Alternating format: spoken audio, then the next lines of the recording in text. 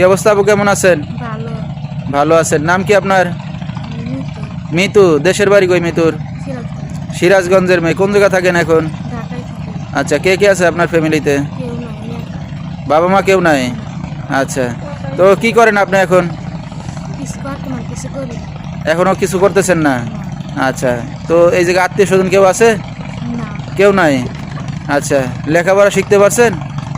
হুম, কত দূর করছেন লেখাপড়া? ওর 4 পর্যন্ত। বিয়ে শাদী হয়েছে? হয়েছিল। আচ্ছা, স্বামী কি করে?